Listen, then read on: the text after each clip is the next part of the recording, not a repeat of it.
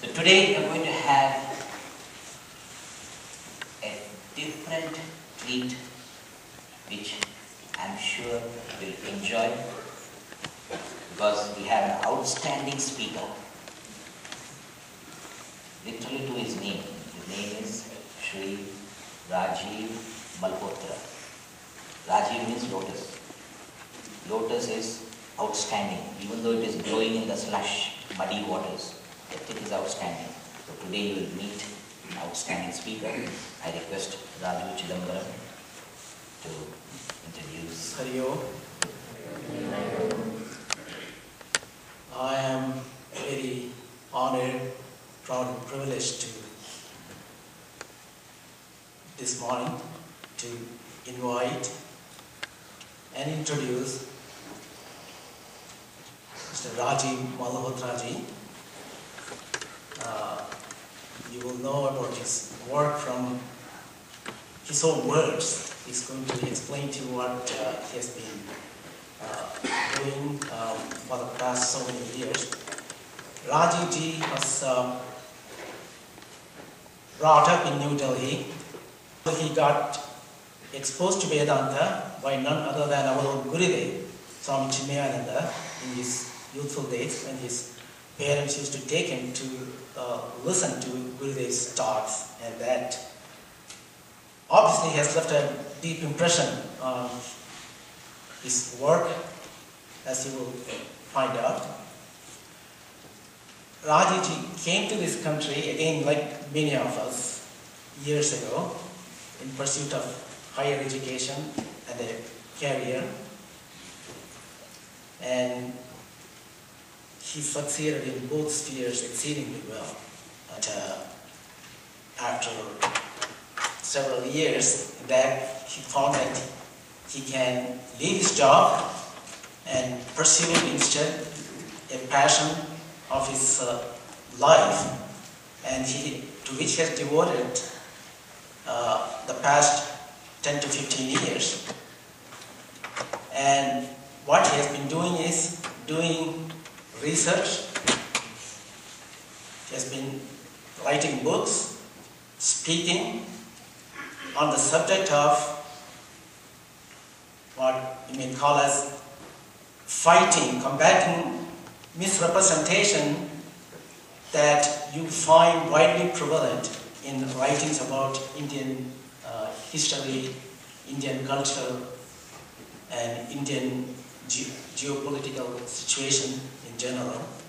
So he has rightly pointed out that we have been living for the past 200 years with a misidentifying about our own heritage, about our own roots, which is very unfortunate.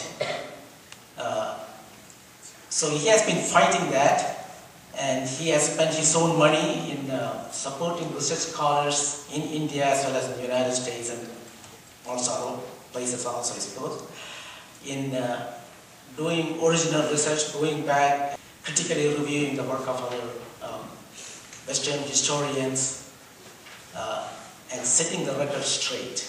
So on that basis, he has and many others have come forward and then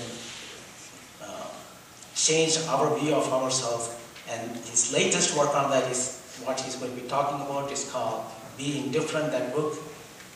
And without further ado, I request Rajiv ji to come and present to us his book and his ideas. Thank you.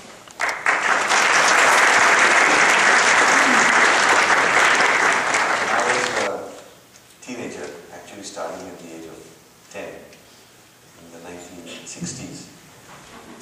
Lived in Delhi. My parents very involved with Chinmaya Mission, and so my brother, who was 2 years older than me, and we used to go with my parents every night after early dinner in the evening to a place in the center of Delhi called Connaught Place. Now it's all high-rise buildings, but there was a huge park, and Swami Chinmaya used to give a Gita class for the whole summer, every day, few shlokas. So that was very interesting for me. And we didn't, it wasn't called Bal Vihar, but it was very similar idea, similar thing. And this was extremely important to me because I started thinking. I was a philosophically oriented person trying to discuss and argue and ask questions about the nature of the world and all sorts of things. And this was very important for me to get these answers and actually make me more argumentative. So in class and family, I would sort of raise more and more issues. And this is a very good foundation, which I want you to know, the young kids here, that you are very lucky. At a very young age, you're getting certain sanskars, certain vibrations, certain mantras in you. And even the things that you don't understand, at this point, you're internalizing and putting some seeds, planting some seeds.